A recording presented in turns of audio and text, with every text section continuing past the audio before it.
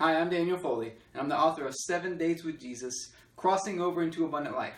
In this video, I want to talk about zeal. I want to talk about how do you stir up that zeal, where you get out of that place of either complacency or this place where maybe you're discouraged and frustrated and distressed. Maybe you've stopped believing for something. But let's talk about how do we get this zeal back.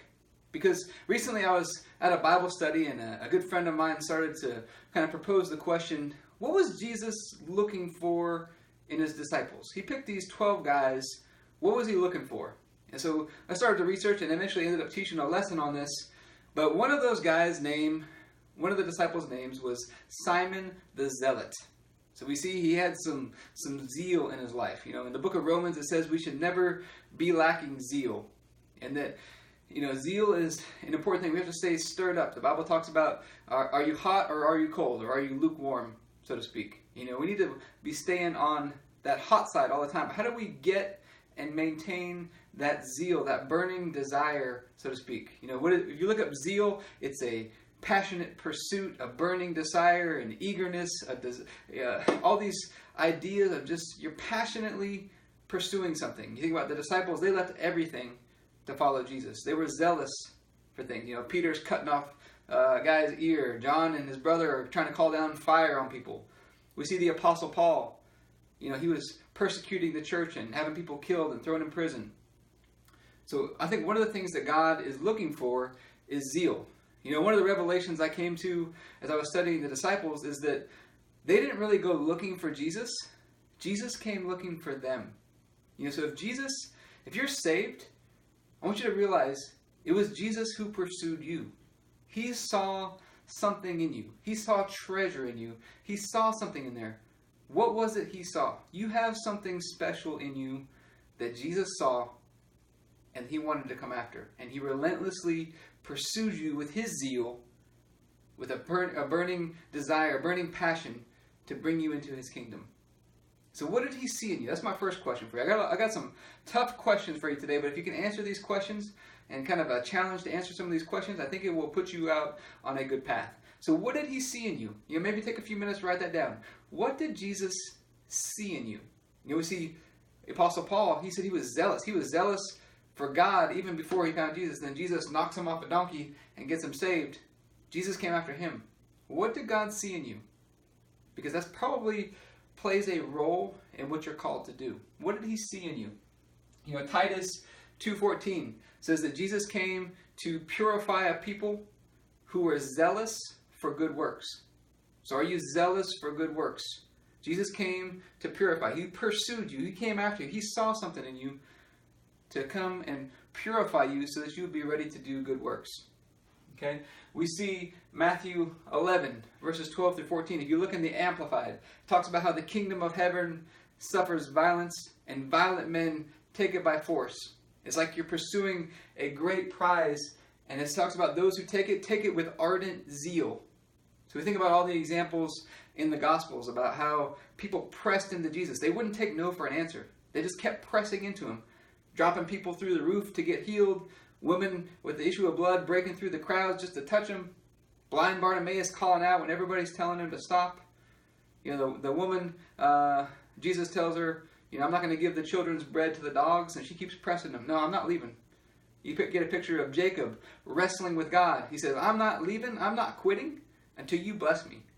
So they had this zeal, this burning desire, and they were not going to quit. They were going to keep persisting until they got their breakthrough, until they started to see the glory of God manifest in their lives.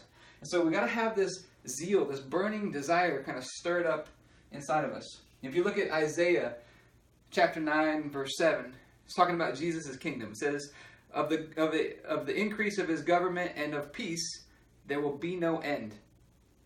There will be no end. And it says, the zeal of God will perform this. So it's zeal that causes him to continually grow. So another question I have for you. Are you continually growing? So we see that Jesus' kingdom is always growing. There is no end. It's continually growing. It never ends. It just keeps going and going and going and going. You know, so one of the traps, kind of two traps that we fall into, I think, which is, number one, maybe we get complacent. Maybe we were striving and working towards something, and then we kind of backed off and we stopped growing in an area. Maybe it's one area, maybe it's many areas. Maybe it's your relationship with God, maybe it's marriage, maybe it's finances, maybe it's your professional life. Did you get complacent in an area? Okay, that's one of the things. Jesus, his government is always increasing. His peace is always increasing. It's always going to the next level. So there's no end. So one of the traps we have to watch out for is complacency. On the other end of that, we run into this idea of maybe we didn't see, maybe we're believing for something. The Bible says that we have to be like children, have faith like little children. We would believe anything is possible. Maybe we started out that way, but we didn't see it right away. And we got frustrated and maybe we quit. Because sometimes I call it the tension gap. Some people will call it the tension gap, where this is where I am, this is what I'm believing for. Well, there's a gap there. And maybe there's some time before you see that. And maybe along the way, maybe you got frustrated, maybe you got discouraged, maybe you stopped believing. Okay? Nothing is impossible. We've got to continue to believe. So here's the questions I have for you. I want you to take a couple minutes, grab a pen and a piece of paper. This is my challenge for you. We're getting ready to break through into 2017. Complacency. Is there anything in your life, your relationship with God, fulfilling your purpose and your vision, maybe your family life, friendships, finances, business, whatever it is there any area in your life where you've become complacent? Where you've stopped striving to get to the next level? You stopped pushing to grow and to continue to grow your faith, to exercise your whatever it is. Is there any area where you have stopped growing? Because of the increase of his government, there will be no end. It's always increasing. Take a couple minutes. Stop this video if you need to. Is there any area where you have become complacent? And then if so, everything in the kingdom starts as a seed. What's one little step? Because a lot of times we make it too big. What's one little step you could take today to get started? What is it? Maybe you need to clean up your diet. I don't know. That's our field. Maybe you need to clean up. Maybe you need to exercise. What's one step you could take today to get started? You know, one of the biggest mistakes we see people make all the time in the health and fitness world, which is where I work quite a bit, is that people try to do too much too soon. They get on fire, but then they only last for 2 or 3 weeks because they try to do too much too soon. How could you progress in a way that allows you to be consistent and there's no end to it? You know, so maybe the extreme diet you're planning on doing after the new year, could you maintain that for 10 years, 20 years? Or is it too extreme? How can you progress where there's no end to it? Okay. Next thing, on the other side of that, is there anything in your life that you were believing for that you stopped believing? That you stopped believing for it? Maybe you were praying and standing in faith for something. Maybe it was for a family member. Maybe it was for healing. Maybe it was for finances. Maybe it was for a specific thing to happen in your life. Maybe something God spoke to you or prophesied over you. And you were believing, but you quit. Is there anything in your life that you have that going on? If so, take a couple minutes, write it down. How can you start to get back on the right track? What's one step you could take to get back on the right track? Next thing, I hope you're maybe stopping this video and taking some time to write. 2017 is coming up. Ask God to give you a word or show you a picture or show you something. Where does he want you growing into in 2017? What does 2017 hold for you? What does 2017 hold for you this next year? Because we're supposed to be ever growing, ever moving forward, so to speak. What does that hold? What does that look like for you? Maybe ask God to show you a picture. Take a couple minutes to show you.